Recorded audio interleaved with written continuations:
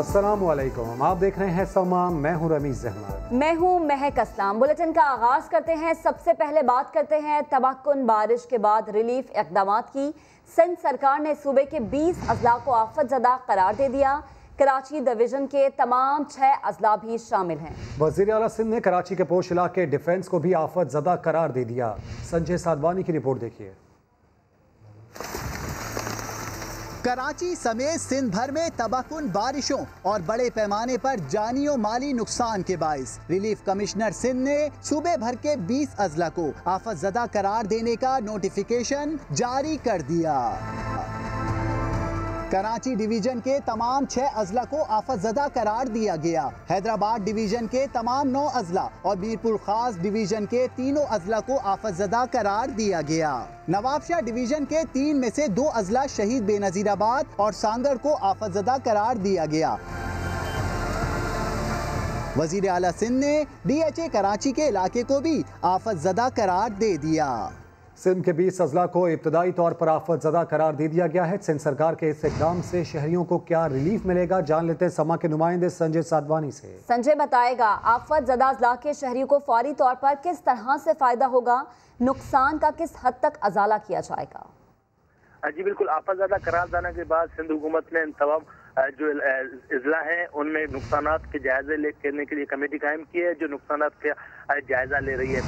आफत ज़दा इलाकों में सिंध हुकूमत टैक्स माफ़ करने पर गौर कर रही है। जो रेवेन्यू के टैक्स होते हैं उन्हें माफ़ किए जाने का भी इम्कान है। साथ साथ ज़रूरी टैक्स भी माफ़ करने पर सिंध हुकूमत गौर कर रही है। और जब जिन इलाकों को आफत ज़दा करार दिया जाता है तो उन इलाकों में टैक्स माफ़ करने की कानून में गुंजाइश भी मौजूद है। इसके अलावा जो इंतकाल करने जाने वाले आफत के दौरान लोग हैं उनके लवाहिकीन की माली मदद और जख्मियों के इलाज के लिए भी सिंध हुकूमत सोच रही है कि उनका इलाज भी सरकारी खर्च पर कराया जाए। बैंक से जिन लोगों ने कर्जे लिए हैं उनकी अदायगी में उन्हें रियायत मिलेगी, ताकि जो मौजूदा सूरत हाल है इसके बाद कुछ महीने तक उनके कर्जों की अदायगी मौखर की जाएगी। और बीज और ज़रूरी ज़मीन के लिए जो लोन लिया जाता है उसकी अदायगियों में भी रियायत मिलेगी। और जो बीज और ज़रूरी ज़मीन की लोन की मदद के लिए जो पैसे बैंक से वसूल किए जाते हैं कर्जे की सूरत में, उन्हें भी मौखर किया जाएगा। उनके कर्जे भी बाद में अदा किए जा सकेंगे। घरों का नुकसान जो हुआ है, जिन लोगों के घर तबाह हुए हैं, जो घर मुकम्मल तौर पर गिर पड़े हैं या टूट गए हैं, वो भी सिंध हुकूमत सोच रही है कि सिंध हुकूमत उन घरों की दोबारा बहाली के लिए उनके तावन करे और उन्हें ये घर बनाने में मदद करे। मवेशी और दीगर जानवर जो हलाक हुए हैं, जो मवेशी लोग हैं, किसान हैं, उनकी मदद का भी ठीक।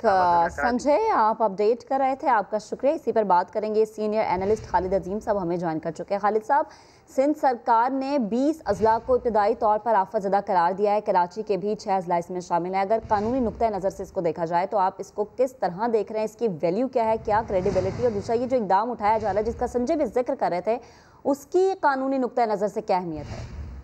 लेकिन ये इसका इतलाक जो बैंक कर रहे हैं उन पर तो इस अंदाज में नहीं होता। बैंकों को तो सिफारिश की जा सकती है। अलबत्ता ये जहाँ कहीं भी इस किस्म का किसी भी इलाके को आफत ज़दा करार दिया जाता है तो वहाँ पे जो इस वक्त हमारा राइज कानून है 2010 का नेशनल डिजास्टर मैनेजमेंट सिस्टम, उस पर 3 टीयर्स हैं। एक वफाकी हुकूमत का है, वो नेशनल अथॉरिटी होती है, फिर प्रोविंशियल अथॉरिटी होती है, और इसके अलावा फिर एक डिस्ट्रिक्ट अथॉरिटी बनती है जिसका हेड DC होता है।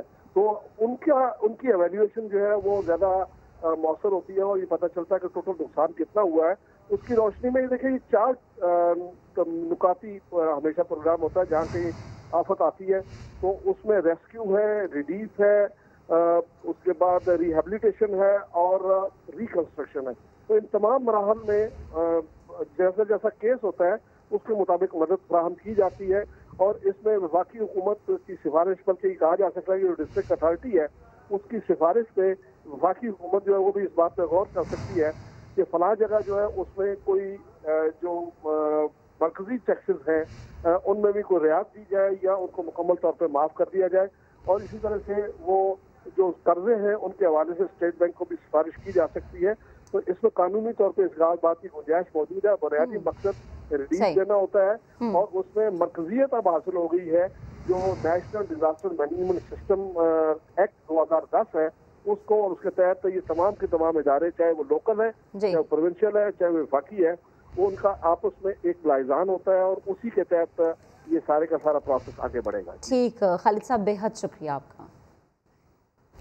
अगर आपसे कहा जाए कि कराची में एक ऐसा इलाका है जहां ना पानी है, ना बिजली, ना गैस है, ना अस्पताल है और ना ही कोई सीवरेज का इंतजाम, तो आपके जहन यकीनन लियारी, औरंगी या बल्दिया टाउन की तरफ जाएगा। लेकिन ठहरिए, हम इन इलाकों की बात नहीं कर रहे। हम बात कर रहे हैं कराची के सबसे महंगे इलाके डिफेंस की, जिसका इन दिनों कोई पुरसाने हाल नहीं। जी हाँ, ये है वो इलाका जहां कराची का सबसे एलीट तबका रिहाइश पजीर है, जहां 100 गज प्लॉट की कीमत करोड़ों में होती है, जहां के रिहायशियों से करोड़ों नहीं अरबों रुपए सालाना टैक्स इकट्ठा किया जाता है, जहां बाकी शहर की तरह इख्तियारात के कोई मसाइल नहीं, क्योंकि सारे इख्तियारात और वसाइल इंतहाई ताकतवर कंटोनमेंट बोर्ड के पास मौजूद हैं। मगर फिर भी इंफ्रास्ट्रक्चर ऐसा कि आधे से ज्यादा इलाके को पीने का पानी तक मैसर नहीं। पानी के टैंकर डलवा लें तो खाना पकाने को गैस नहीं आती। कोई बीमार पड़ जाए तो लाखों की आबादी के लिए एक अस्पताल नहीं। मर जाए तो कब्र भी समंदर के ऊपर मिलेगी। दूर अंदेशी ऐसी कि पूरा शहर आबाद कर दिया, मगर समंदर किनारे होने के बावजूद नकासी आब का कोई निजाम तक नहीं बनाया। सालों बाद ख्याल आया तो रिहायशियों से ही पैसे लेकर दुनिया की तारीख का अनोखा नाला वजूद में आया, जो गाड़ियां तो तोड़ता है मगर पानी नहीं निकाल पाता। इसीलिए जब ज्यादा बारिश होती है तो डिफेंस में कुछ ज्यादा ही पानी आ जाता है।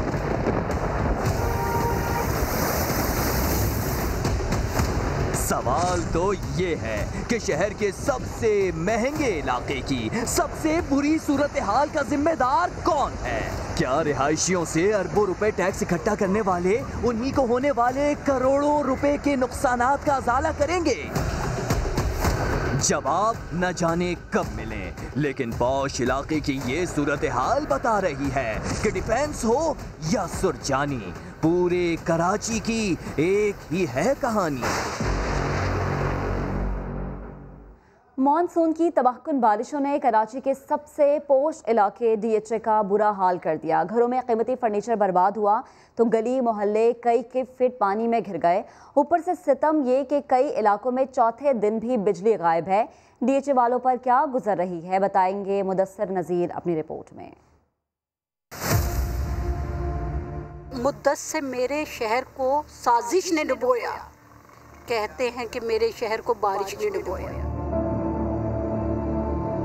ये इस कराची के खिलाफ साजिश है।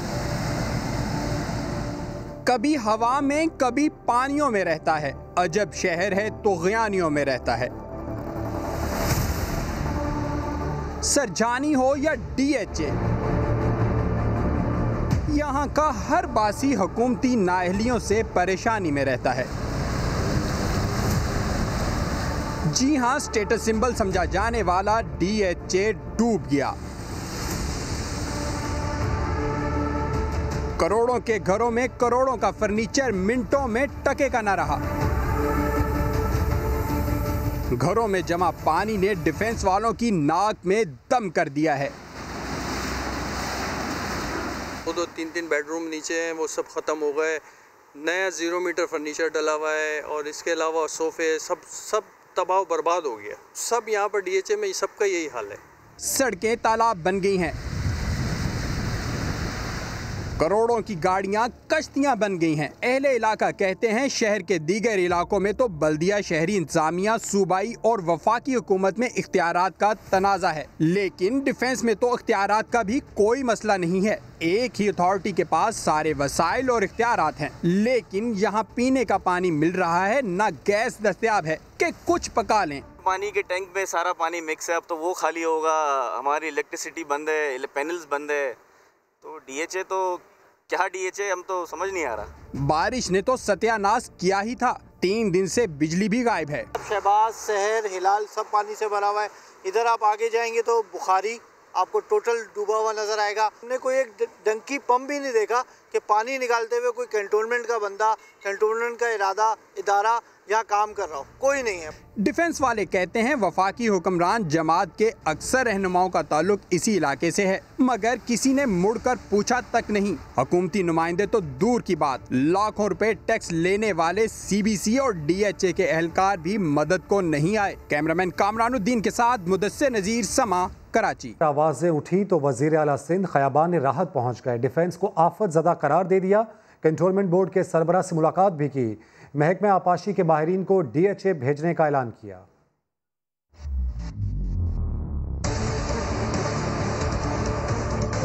कराची का सबसे महंगा तरीन इलाका डिफेंस बहुत बुरी हालत में है। करोड़ों रुपए मालियत के घरों में बिजली है ना पानी। खयाबान इत्तेहाद, बुखारी, शहर, राहत में बिजली गायब है। खयाबान शुजात, शहबाज, सबा एवेन्यू में बिजली अब तक आ ही नहीं सकी है। डिफेंस की सड़कें और गलियां बारिश के पानी में डूबी हुई हैं। इंतजामिया की जानिब से बारिश का पानी ताहाल नहीं निकाला जा सका है। कई इलाकों में सड़कें ज़ेरे-आब होने से रिहायशी घरों में महसूर हैं। इलाका मकीनों की फरियाद जियाली सरकार तक पहुंची तो वजीर आला अपनी टीम के हमरा खयाबान राहत डिफेंस पहुंच गए। पानी की निकासी का जायजा लिया और क्लिफ्टन कंटोनमेंट बोर्ड के एडमिनिस्ट्रेटर ब्रिगेडियर आसिम से मुलाकात की। CBC के सरबरा ने बताया कि घरों से पानी निकाल दिया गया है, लेकिन फेज 6 में पानी की निकासी का मसला है, जिस पर वजीर आला ने कहा कि वाटर बोर्ड के MD को यहाँ भेज रहे हैं, हर तरह की मदद के लिए तैयार हैं। आज रात के अंदर ही 4 बड़े पंप्स जो उनके पास अवेलेबल नहीं थे, वो हम कोशिश करेंगे 4 के 4 डिप्लॉय हो जाएं। एक तो इंशाल्लाह अभी कुछ देर बाद, 1.5-2 घंटे बाद वहाँ हमारी कोशिश है कि डिप्लॉय हो जाए। महकमा आपाशी के माहिरीन वाटर बोर्ड और KMC के एहलकारों को DHA भेजकर निकासी करवाएंगे। कराची के मुताद्दिद इलाके 3 दिन से बिजली से महरूम है। डिफेंस और क्लिफ्टन जैसे पोस्ट इलाकों में भी बिजली नहीं, लोग एहतजाज कर रहे हैं। वजीर आला सिंध भी के इलेक्ट्रिक के दफ्तर पहुंच गए, मगर के इलेक्ट्रिक के कानों पर जूं तक ना रिंगी। साफ कह दिया, सब स्टेशन से पानी निकलेगा तो बिजली आएगी। बर्दाश्त की भी हद होती है। 3 दिन गुजर गए मगर कराची के बेशतर इलाके बिजली से महरूम हैं। शहरियों के सबर का पैमाना लबरेज हो गया। क्लिफ्टन के मकीनों ने KPT अंडरपास के करीब धरना दे दिया।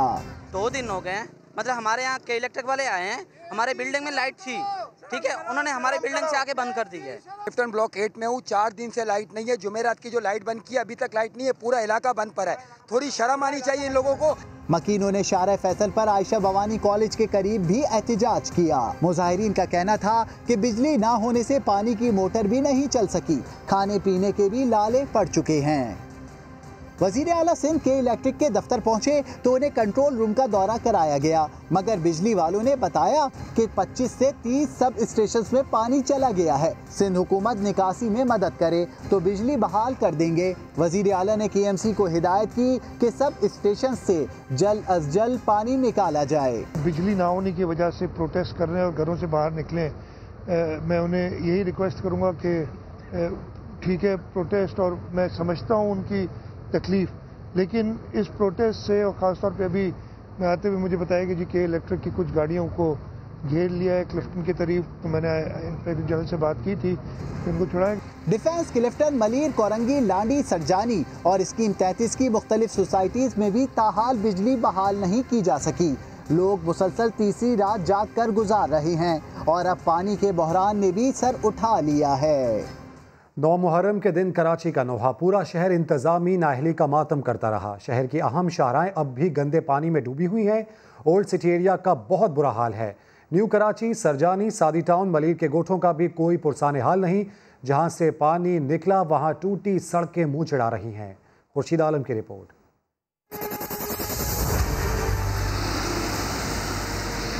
और ना करो नाले साफ। सूबाई और शहरी हुकूमतों की बेइज्जती का खमियाजा कराची वालों को भुगतना पड़ रहा है।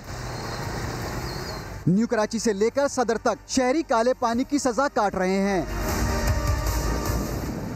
मॉनसून बरसात का तूफानी स्पेल खत्म हुआ तो सीवरेज के बदतरीन सिस्टम ने तूफान बर्पा कर दिया। न्यू कराची की मरकजी शाहरा गंदे पानी से डूबी हुई है, मगर कोई पूछने नहीं आ रहा। सिर्फ यही नहीं, नागन चौरंगी पर कचरे और गलाजत के ढेर ने शहरियों का जीना मुहाल कर दिया है। जुनूबी जिला भी अपनी आप बीती सुना रहा है, जहां सदर से लेकर पाकिस्तान चौक, हक्कानी चौक और एतराफ के इलाके काले पानी की लपेट में हैं।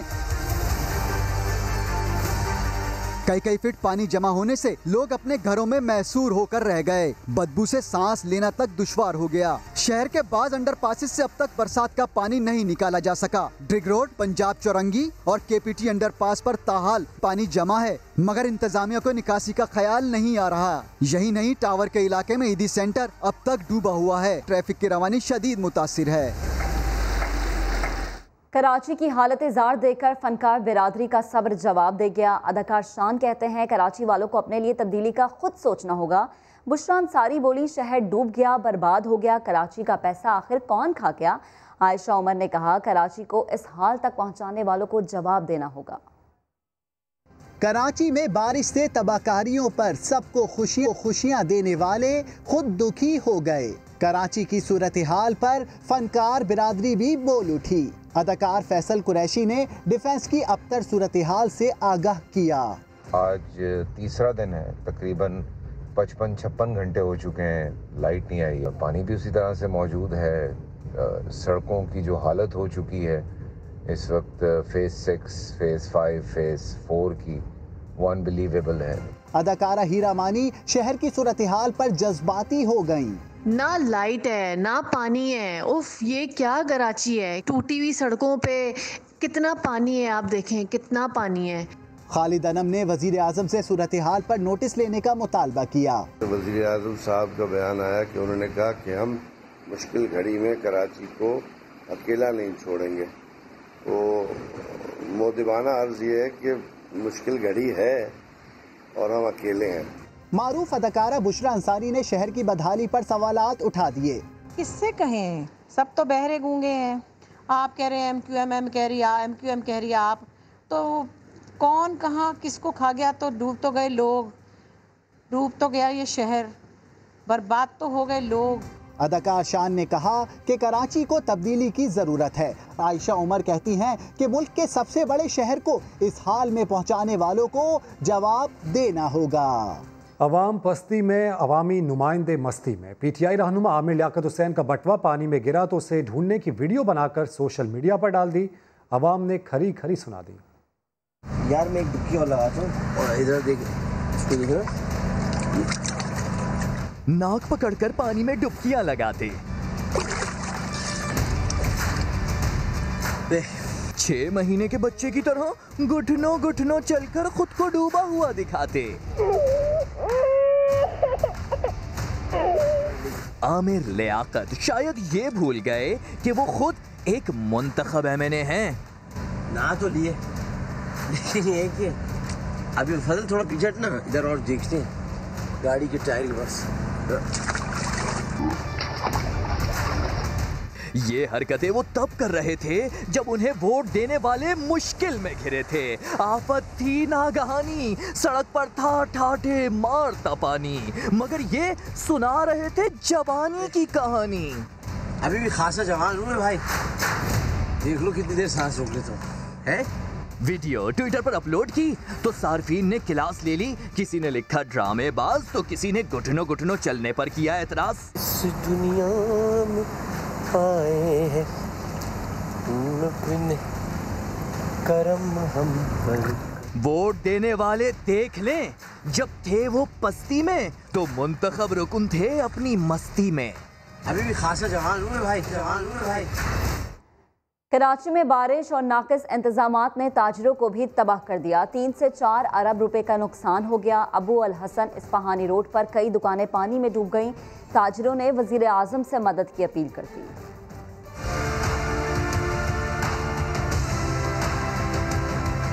कराची में ज्यादा बारिश हुई और ज्यादा पानी आया। अवाम तो अवाम, ताजिरों का भी ज्यादा नुकसान हो गया। चेयरमैन सिंध ताजिर इत्तेहाद जमील पराचा कहते हैं बारिश के पानी से 3 से 4 अरब रुपए का नुकसान हुआ। बारिश में हमें कम से कम मोहतात तखमीने के मुताबिक 3 से 4 अरब रुपए के नुकसान हो चुके हैं। ताजिर अपने कारोबार तक नहीं जा सकते हैं। ताजिर रहनुमा रिजवान इरफान ने समाते गुफ्तगू में कहा कि हुकूमत से रिलीफ पैकेज का मुतालबा किया है। वैसे ही हम जो कोरोना के मारे मरे हुए थे और उसके बाद फिर ये बारिश हो गई, तो गवर्नमेंट को फौरन चाहिए कि इस पे जो है जो रिलीफ पैकेज का ऐलान नहीं करे बल्कि रिलीफ पैकेज दे। अबुल हसन अस्फहानी रोड पर कई दुकानें पानी में डूब गयी।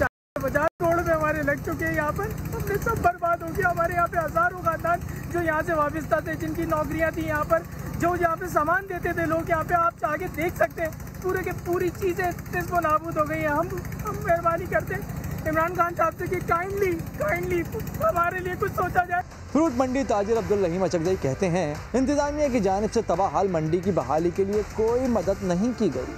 खरीदारी हो रही है न माल उतर। मैं हुकूमत से मुतालबा करता हूँ कि मार्केट कमेटी के खिलाफ एक्शन ले। ताजिर बरादरी ने हुकूमत से दरख्वास्त की है कि फौरी तौर पर कारोबार चलाने के लिए मदद फराहम की जाए। बारिशों के पानी में घिरे कराची वालों के लिए उम्मीद की किरण। वफाकी हुकूमत ने सिंध हुकूमत के साथ मिलकर शहर कायद के 3 बड़े मसाइल हल करने की ठान ली। वज़ीर आज़म कहते हैं कराची वालों के गर्व का एहसास है, मसाइल का मुस्तकिल हल निकालेंगे। सदर मुमलिकत आरिफ अलवी का खैर मकदम, कहा वफाक और सिंध मिलकर बहरानी कैफियत में बेहतरी ला सकते हैं। इस्लामाबाद से देखिए अब्बास शब्बीर की रिपोर्ट। विफाकी और सिंध हुकूमत मिलकर कराची के बड़े मसाइल हल करेंगी। वजीर आज़म इमरान खान का शहर कायद वालों को पैगाम। सदर आरिफ अलवी ने भी विफाक सिंध ताउन बड़ी पेशरफ्त करार दे दिया।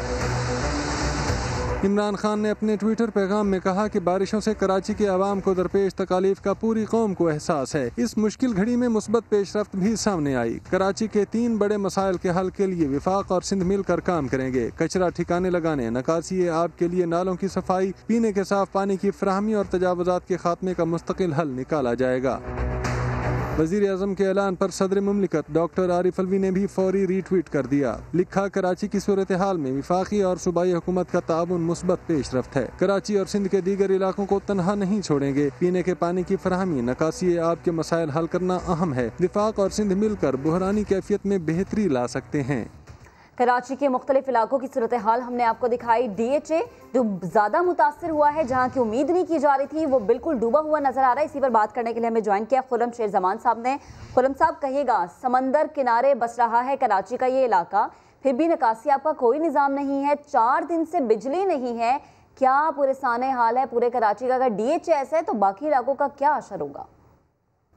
जी जनाब, बहुत ज़्यादा बुरा हाल है और आप यकीन करें कि हर 1 मिनट बाद टेलीफोन बजता है और कोई कहता है कि हमारे घर से पानी निकाल दें, कोई कहता है कि हमारे पास लाइट नहीं है, 3 दिन हो गई है, उसका हल करा दें, कोई कहता है कि हमारे घर के बाहर जो है वो सड़क टूट गई है। तो बहुत बुरा हाल है इस वक्त, चाहे डिफेंस हो, चाहे क्लिफ्टन हो, चाहे नाजमाबाद, औरंगी, कोरंगी डिस्ट्रिक्ट सेंटर, हर जगह से टेलीफोन कॉल्स आ रही हैं। और आज जाके हमें ये एहसास हो रहा है सब, मतलब मुझे ज़ाती तौर पे 7 साल के बाद, कि हम जो इतने सालों से आवाज़ उठा रहे थे, इतने सालों से शोर मचा रहे थे, आज वो हकीकत बन के सामने आ गया है। और मैंने तो ये कहना है कि ये जो एक तूफ़ानी बारिशें हुई हैं, जो कुछ भी हुई है, ये इसको जो ना हमें इस अपॉर्चुनिटी को अवेल करना बहुत ज़्यादा ज़रूरी है। अगर इस तबाही को भी हम अपॉर्चुनिटी के अंदर तब्दील करके ना इस्तेमाल करें तो हम पछताएंगे। हमें सबक सीखना है और अब हमने काम करना है। आप क्या समझ रहे हैं? देखिए, DHA में रहने वाले तो इतने पैसे मेंटेनेंस पे देते हैं, हजारों रुपए तो सिर्फ मेंटेनेंस के जाते हैं, पानी अलग से खरीदते हैं, वो करोड़ों का टैक्स उनसे अलग से लिया जाता है। आप क्या समझते हैं अब ये मसाइल DHA वालों के, कराची वालों के कब हल होंगे? और अगर इतना पैसा टैक्स की मद में लिया जाता है सिर्फ एक इलाके से, तो वो पैसा कहाँ गया, किसके पेट में गया, किसकी तिजोरी में गया? आपको याद हो जब इसी मामले के ऊपर आज से तकरीबन 3 साल पहले एक एहतजाज किया था, जिसमें एहतजाज में मेरे खिलाफ डॉक्टर आरिफ अलवी और हमारे बाकी 2 MPs डॉक्टर सीमा जिया, अदीबा, इनके खिलाफ जो है FIR कट गई थी और हम तकरीबन 1 साल तक जो है कोर्टों में धक्के खाते रहे थे और वहाँ पे जाके अपनी पेशियाँ जो है वो जो है करते रहे थे। तो यही हालात रहे यहाँ पे डिफेंस के, इसमें कोई दो राय नहीं है, मैं इस बात में बिल्कुल डिनाई नहीं करूंगा। बहुत बुरा हाल है हमारा, ना हम बस यहाँ पे रहने वालों के बस पीने का पानी है, बस एक सफाई का निज़ाम अच्छा है, लेकिन उसके अलावा तो आप देखें कि सड़कों के आप हालात देख लें क्या है। पूरी दुनिया में बहुत सारे ममालिक में मैंने ट्रैवल किया, कभी रोड के बीच के अंदर स्टॉर्म ड्रेन नहीं देखे हैं। वो स्टॉर्म ड्रेन के भी हालात बहुत बुरे हैं। तो देखें डिफेंस का भी वही हाल है जो पूरे कराची का हाल है, कोई इसके अंदर डिफरेंस नहीं है। लेकिन देखें सबसे खुशी की बात यह है कि वफाक ने ये फैसला किया है, ये कड़वा घोंट पिया है बल्कि, कि पीपल्स पार्टी के साथ काम करेंगे कराची की बेहतरी की खातिर, और सिर्फ कराची नहीं, कराची के साथ बिल्कुल। खुर्रम शेर ज़मान साहब, हमने देखा कि DHA के जो अवाम है वो शिकवा कर रहे हैं कि जो वहाँ के मुंतखब MPAs हैं, जिनमें आप भी शामिल हैं, PTI के दीगर जो रहनुमा हैं वो भी शामिल हैं, वो कहीं उन्हें दिखाई नहीं दिए। अब तो पानी ऐसा लग रहा है कि 3-4 रोज़ में खुद ही खुश्क हो जाएगा।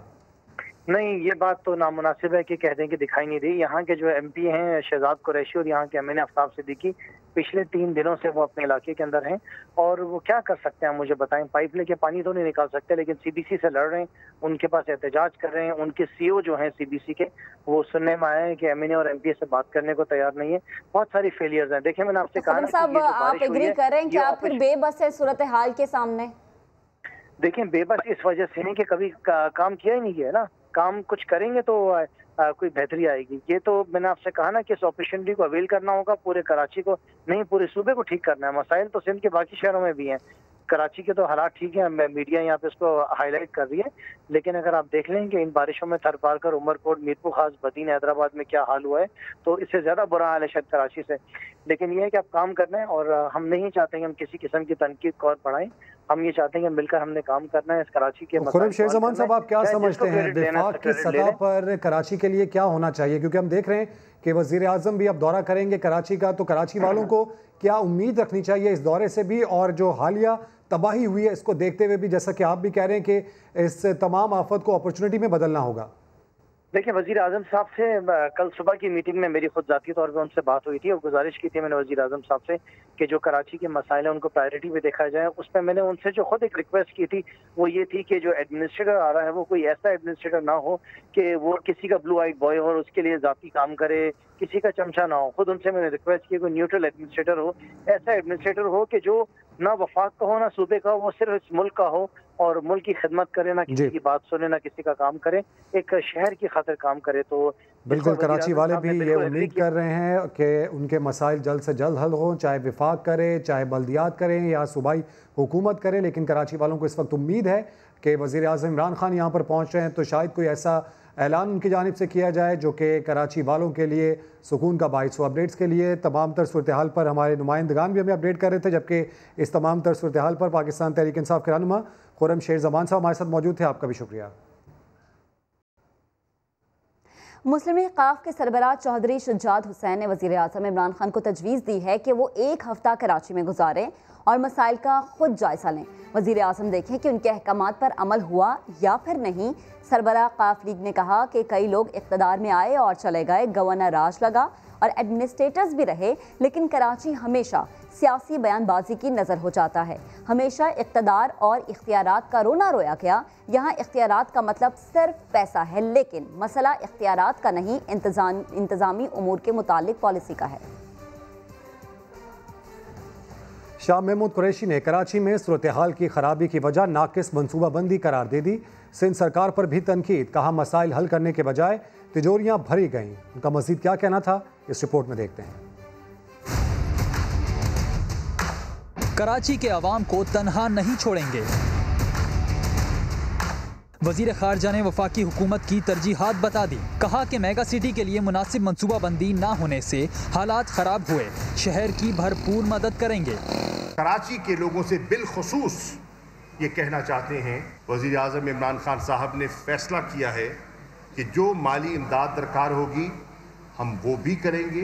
कोई मनसूबाबंदी नहीं की गई सीवरेज की, निकासी की, वाटर सप्लाई की। विफाकी वजीर ने दबे लफ्जों में सूबे की हुक्मरान जमात पर तनकीद भी की। माशाअल्लाह कुछ लोग करम फरमा, तशरीफ फरमा हैं, जो कुछ उन्होंने किया अपने मफादात को सामने रखते हुए और अपनी तजोरियों को भरने के लिए, वो भी किसी से पोशीदा नहीं है। वजीर खारजा ने कहा कि नवाज शरीफ वादे की पासदारी करते हुए वतन वापस आ जाएं।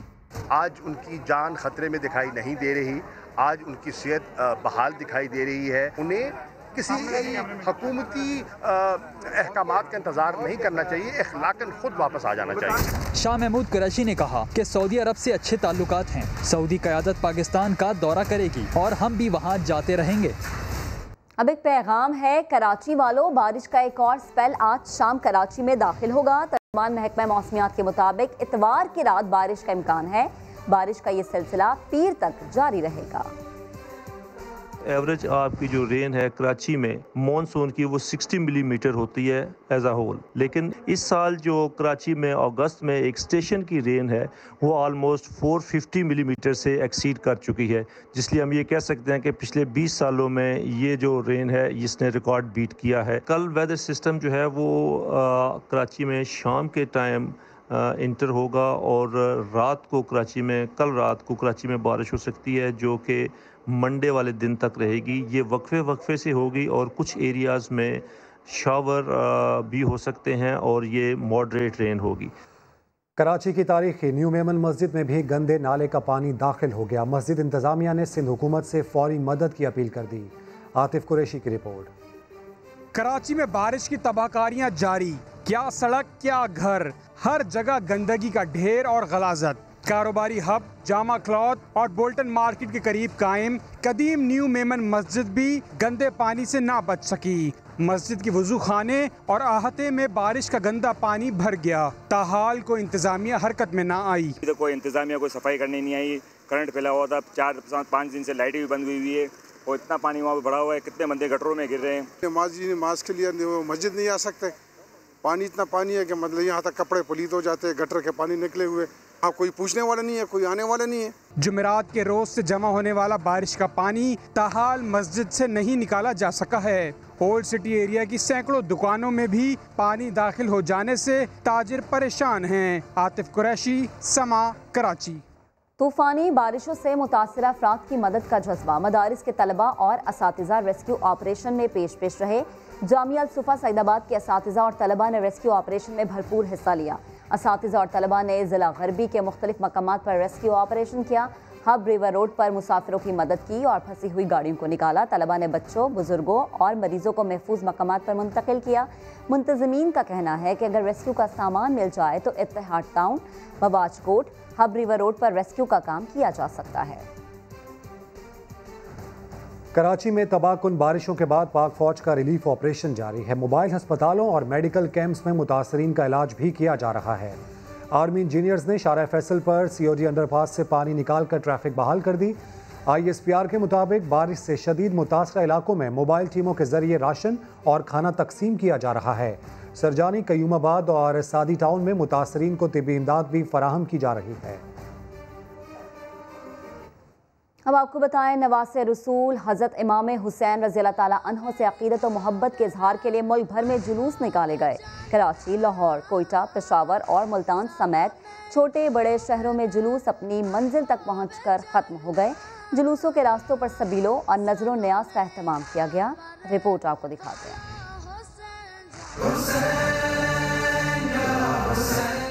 शोहदाए करबला से अक़ीदत और मोहब्बत का इजहार। मुल्क भर में 9 मुहर्रमुल हराम की मुनासबत से जुलूस निकाले गए। कराची में मरकजी जुलूस नश्तर पार्क से बरामद हुआ। एम.ए. जिना रोड पर इमाम बारगाह अली रजा में नमाज ज़ोहरैन अदा की गई। जुलूस सख्त सिक्योरिटी हिसार में मुकर्रर रास्तों से होता हुआ हुसैनिया ईरानिया इमाम बारगाह खारादर पर ख़त्म हुआ।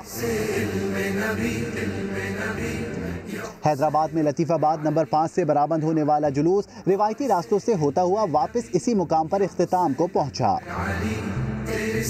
रोहड़ी में 550 साल कदीम मातमी जुलूस मंजिल की जानिब रवा दवा है। जुलूस आशूरा की शब शौदा कब्रिस्तान में इख्तिताम पजीर होगा। इस्लामाबाद में मरकजी जुलूस नमाज ज़ोहरैन के बाद इमाम बारगाह असना अशरी से बरामद हुआ। रावलपिंडी में चट्टी हटिया से बरामद होने वाला अलम जुलजना और ताज़िये का जुलूस मुकर्रर रास्तों से होता हुआ इमाम बारगाह कर्नल मकबूल पहुंचकर ख़त्म हुआ। मुल्तान में जुलूस के रास्तों पर जगह जगह सबीलें लगाई गईं, जबकि अज़ादारों में नियाज भी तकसीम की गई। पेशावर में हुसैनिया हॉल से अलम और जुलजना का बड़ा जुलूस बरामद हुआ। अज़ादारों ने शोहदाए करबला को खराज अकीदत पेश किया। डेरा इस्माइल खान में जुलूस रास्तों पर सख्त सिक्योरिटी के इंतजाम किए गए। कोयटा में नवी मुहर्रमुल हराम का शबी जुलजना का जुलूस मेगानगी रोड इमाम बारगाह नासिरुल अज़ा से बरामद हुआ, जो मुकर्ररा रास्तों से होता हुआ इसी मुकाम पर ख़त्म हुआ। लाहौर में पांडो स्ट्रीट इस्लामपुरा से निकाला गया जुलूस रिवायती रास्तों पर गामजन है। लाहौर में निसार हवेली से बरामद होने वाला यौम आशूर का मरकजी जुलूस अपने रिवायती रास्तों पर गामजन है। इस वक्त जुलूस के इस मकाम पर पहुंचा है। जान लेते हैं समा के नुमाइंदे मोहम्मद कुर्बान से। कुर्बान, बताइएगा कितनी बड़ी तादाद है इन अज़ादारान की और साथ ही साथ क्या इंतजामात यहाँ पर किए गए? जी बिल्कुल, यौम आशूरा का मरकजी जुलूस निज़ार हवेली से रात 10:30 बजे बरामद हुआ और इस वक्त अपने रवायती रास्तों पर गामजन है। हज़ारों की तादाद में अज़ादार जो इस मरकजी जुलूस में शामिल है और अपने रवायती रास्तों से होता हुआ ये मरकजी जुलूस जो यौम आशूरा का है इमाम बारगाह शिया पहुँचेगा, जहाँ पर अज़ान अली अकबर दी जाएगी और फिर सुनहरी मस्जिद से होता हुआ रंग महल पहुँचेगा, जहाँ पर नमाज ज़ोहरैन अज़ादार अदा करेंगे। तमाम रास्ते में दूध और पानी की सप्लाई गई हैं, जबकि लंगर का वसी इंतज़ाम है। अज़ादार जो है नोहा खानी कर रहे हैं, इसके साथ साथ मातमदारी और जंजीर जनी भी कर रहे हैं। और उसके बाद रंग महल में नमाज ज़ोहरैन के बाद पानी वाला तालाब और बाज़ार हकीमा से होता हुआ करबला गामेशा पहुँचकर ये जुलूस जो है यौम आशूरा का मरकजी जुलूस इख्तिताम पजीर हो जाएगा, जहाँ पर नमाज मगरिबैन अदा करेंगे। सिक्योरिटी के हवाले से अगर बात की जाए तो सिक्योरिटी के सख्त इंतजाम किए गए। 4 मुख्तलिफ जगहों पर मेटल डिटेक्टर और वॉक थ्रू गेट का इस्तेमाल किया जा रहा है, जहाँ पर जामे तलाशी के बाद अज़ादार मरकजी जुलूस में दाखिल हो सकते हैं। जबकि स्नाइपर्स भी जो है वो खड़े हैं बुलंदो बांग जो यहाँ पर बिल्डिंग्स हैं उनके ऊपर। और CCTV कैमरों का भी इस्तेमाल पर किए गए। अपडेट्स के लिए शुक्रिया कुर्बान। और पेशावर में दरबार इमाम हुसैन इमामिया बारगाह में मातमी जुलूसों की आमद का सिलसिला जारी है। तारीखी इमाम बारगाह में अज़ादार मन्नतें मांगने आ रहे हैं। मज़ीद बताएंगे समा के नुमाइंदे साद बिन ओवैस। जी साद, बताएगा। जी बिल्कुल, इस वक्त मैं मौजूद हूँ दरबार इमाम हुसैन इमाम बारगाह में मौजूद हूँ, जहाँ पर शहर भर के 13 जुलूस जो हैं वो इस इमाम बारगाह पर आते हैं और इसके बाद जो है जुलूस की शक्ल में जो है अपने रिवायती रास्तों से होते हुए जो है वापस अपनी इमाम बारगाहों पे नमाज फ़जर से पहले जो इख्तिताम पजीर होते हैं। इस वक्त हमारे साथ एक अज़ादार नासिर मौजूद है, हम उनसे पूछेंगे इस इमाम बारगाह के हवाले से थोड़ा सा बताइएगा, इसकी एक तारीख़ है उस हवाले से बताइए। इस इमाम बारगाह का नाम दरबार इमाम हुसैन अलैहिस्सलाम है और इसकी चंद खसूसियात और ख़ास बातें ये हैं कि यहाँ पे हमारे अहले सुन्नत भाई और बहनें सबसे ज़्यादा आते हैं। बिल्कुल, इनका भी यही कहना था कि मजहबी आमांगी के लिहाज से ये जगह बड़ी तारीख़ी है और इसके अलावा तमाम जुलूस जो हैं वो यहाँ पर ही आते हैं, इसके बाद जो है वो अपनी रिवायती इमाम बारगाहों पे जाते हैं। अपडेट्स के शुक्रिया साथ। फैसलाबाद में 9 मुहर्रमुल हराम का मरकजी जुलूस इमाम बारगाह हैदरिया से बरामद होकर अपने रिवायती रास्तों पर रवा दवा हैं। उस्मान सिद्दीक हमारे साथ मौजूद हैं। उस्मान, बताइएगा जुलूस कहाँ पहुँचा है और कब इख्तिताम पजीर होगा?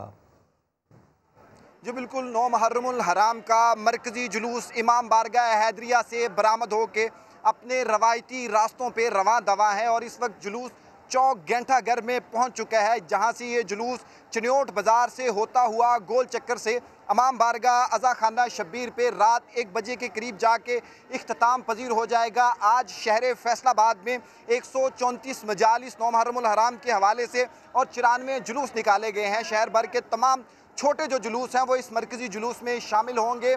सिक्योरिटी के हवाले से अगर मैं बात करता चलूँ तो चौक घंटाघर की तरफ आने वाले तमाम जो रास्ते हैं वो खारदार तारे लगा के सील कर दिए गए हैं। 4000 के करीब पुलिस एहलकार सिक्योरिटी के फ़राइज़ सरंजाम दे रहे हैं।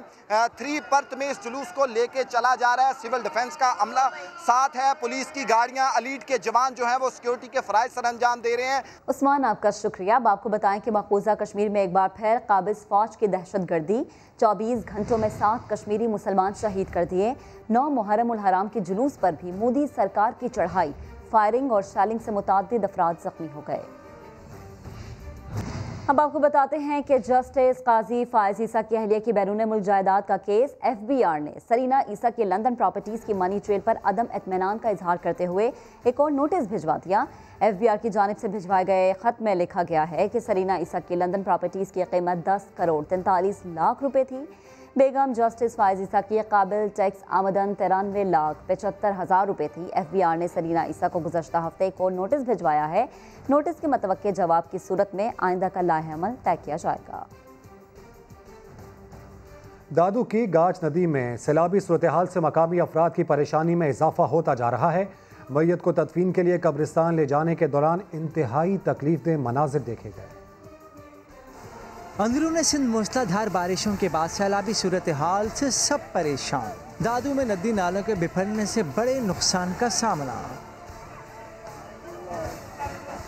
गाज नदी में सैलाब आने से जिस शख्स की जान गई उसकी तदफीन नाकाबिले फरामोश वाक़या बन गई। मैयत की चारपाई को 2 देगों पर बांधकर नदी पार की गई। इस दौरान कई नौजवान कभी मैयत को और कभी खुद को संभालते नजर आए। वीडियो जो देखी तो असिस्टेंट कमिश्नर साहब को ख्याल आ गया। कहने लगे हमसे कहा होता कश्तियां भिजवा देते। मूसलाधार बारिश के बाद झंग में भी सैलाब के खतरात बढ़ गए हैं। तरीमू के मकाम पर पानी की सतह में मुसलसल इजाफा हो रहा है। अरशद खान की रिपोर्ट। दरियाए चनाब और दरियाए जेहलम में पानी की सतह बुलंद। चनाब में चिन्योट के मुकाम पर सैलाब के खतरात में इजाफा। मुमकिन सैलाब से निमटने के लिए ज़िला इंतज़ामिया अलर्ट। तरीमू के मुकाम पर दरमियाने दर्जे का सैलाब मतवक्का। वज़ीर आला पंजाब के मशीर का कहना है सैलाबी सूरत हाल से निमटने के लिए तैयारी कर ली गई। सैलाबी रेले से बचने के लिए इलाका मकीनों ने अपनी मदद आपके तहत नकल मकानी शुरू कर दी। गुजारिश की थी कि टीम पहुँचेगी, कोई टीम नहीं पहुँची।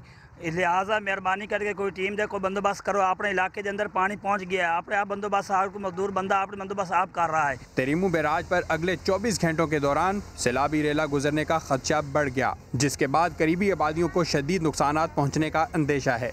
जेहलम में हालिया बारिश और बरसाती नालों में तोगयानी की वजह से दही इलाके का पुल टूट गया। हज़ारों अफराद को सफरी मुश्किलात का सामना है। इम्तियाज़ बेग की रिपोर्ट। मानसून बारिशों ने जेहलम के नवाही इलाकों में तबाही मचा दी। जमरगाल का पुल टूटने से इर्द गिर्द इलाकों का जमीनी राब्ता मुनक़ता हो गया। जेहलम और मंडी बहाउद्दीन जाने वालों की सफरी मुश्किलात में इजाफा। जमरगाल जो गांव है हमारा, इसका तकरीबन 6-7 हज़ार आबादी, इसका जो है मंडी बहाउद्दीन रोज़ जेहलम से राब्ता काट के रह गया और काफ़ी बंदों को मुश्किलात पेश आ रही हैं।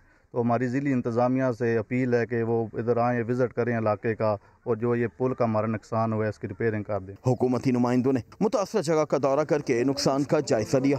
पूरे इलाके का विज़िट कर रहे हैं, देख रहे हैं कि कौन कौन से लोगों को मसाइल हैं। लोगों के जानवर जो हैं वो कई ज़ाया हो गए हैं, चारे की मुश्किलात हैं, लोगों के रास्ते बंद हो गए हैं, लोगों के घर गिर गए हैं। हज़ारों मुतासरीन खुराक की किल्लत समेत दीगर मसाइल के हल के लिए हुकूमती इक़दामात के मुंतज़िर हैं। वज़ीर आला पंजाब के मुशीर का कहना है सैलाबी सूरत हाल का मिलकर मुकाबला करेंगे। इम्तियाज़ बेग, समा, जेहलम। और स्वात के इलाके शाहग्राम में सैलाब ने तबाही मचा दी। रेले में मुतादिद घर बह गए। कई घरों में मकीनों का सामान बर्बाद हो गया। सैलाबी रेले के बायस शाहग्राम के रहायशी शराफत अली के नए तामीर शुदा घर में पानी दाखिल हो गया। फर्नीचर और दीगर सामान भी तबाह हो गया। मुतासरा अफराद ने हुकूमत से मदद की अपील की है। इलाके में इंतजामिया इमदादी कार्रवाइयों में मसरूफ़ अमल है। सियालकोट में नाला फलकू के किनारे 4 मंजिला इमारत 10 फीट झुक गई। पुलिस ने इमारत को खाली करवा दिया। शहजाद अहमद की रिपोर्ट। नाला फलकू बिफर गया। सियालकोट में मुदस्सिर शहीद रोड पर वाक़े नाले के किनारे 4 मंजिला इमारत में दरारें पड़ गईं। बेसमेंट भी पानी से भर गई। बिल्डिंग 10 फीट मगरिब की जानिब झुक गई। एकदम देखा तो एकदम झुकना शुरू हो गई। 5-6 फुट जो है ना मगरिब की जानिब झुकना शुरू हो गई। तो हम डर के पीछे हट गए, लोगों को भी पीछे किया। उसके बेसमेंट में काफ़ी सामान पड़ा टेंट सर्विस का, वो सारा पानी से भर गया हुआ है। रेस्क्यू और पुलिस ने मौके पर पहुंचकर इमारत को खाली करवाया और कॉर्डन ऑफ कर दिया। नाला फलकू के ऊपर वाक़या और ये गैर कानूनी है जो नज़र आ रहा है। अभी हम इंफॉर्मेशन लेंगे मतलब डिपार्टमेंट से, उसके बाद हम कानूनी कार्रवाई भी करेंगे। इंतजामिया ने खदशा जाहिर किया है कि इमारत किसी भी वक्त जमीन बोस हो सकती है। कैमरामैन आइजिक के साथ शहजाद अहमद, समा, सियालकोट। अवाम तैयार हो जाए क्योंकि 1 सितंबर से पेट्रोलियम मसनूआत की कीमतों में इजाफे की तैयारी कर ली गई। ओगरा ने कीमतों में 3.5 से 9 रुपये तक इजाफे की तजावीज़ तैयार कर ली। हतमी मंजूरी के लिए समरी आज हुकूमत को इरसाल की जाएगी। इस्लामाबाद से वहाब कामरान की रिपोर्ट। ओगरा एक बार फिर अवाम पर पेट्रोल बम गिराने को बेकरार। पेट्रोल और डीजल की कीमत में इजाफे की 2 तजावीज़ तैयार। ओगरा ज़राए के मुताबिक पहली तजवीज़ आलमी मार्केट में पेट्रोलियम मसनूआत की कीमतों के तनाजुर में तैयार की गई है, जिसमें पेट्रोल 3 रुपये 50 पैसे और हाई स्पीड डीजल 3 रुपये 75 पैसे फी लीटर महंगा करने का मशवरा शामिल है।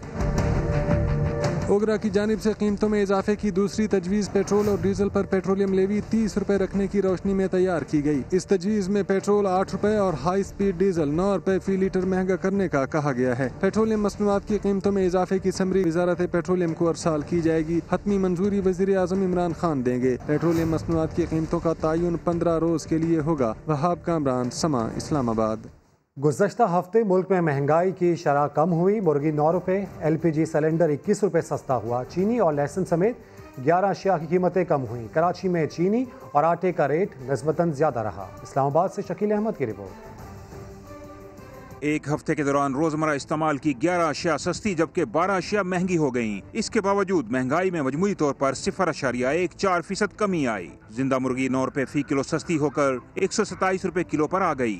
11.67 किलोग्राम का LPG सिलेंडर 21 रुपए सस्ता होकर 1254 रुपए में फरोख्त हुआ। चीनी 1 रुपए, लहसुन 2 रुपए फी किलो सस्ते हुए। गंदुम, आटे, अंडे, घी, दही की कीमतों में भी मामूली कमी आई। वफाकी इदारा शुमारियात ने हफ्तावार महंगाई की सूरत हाल पर रिपोर्ट जारी कर दी। रिपोर्ट के मुताबिक गुज़श्ता हफ्ते टमाटर 3 रुपए फी किलो महंगे हुए और निर्ख 61 रुपए तक पहुँच गए। इसी तरह प्याज 3.5% और दाल मसूर 1.5% महंगी हुई। मुख्तलिफ शहरों में चीनी 95 से 100 रुपए किलो में बिकती रही। आटे का 20 किलो थैला भी 860 से 1400 रुपए में फरोख्त हुआ। कराची में चीनी 100 रुपए किलो और आटे का थैला 1400 रुपए तक फरोख्त होता रहा। गुज़श्ता हफ्ते 28 अशिया की कीमतों में इस्तेहकाम रहा। ब्रेक के बाद हाजिर होंगे हेडलाइंस के साथ। आप देखते रहिए समा।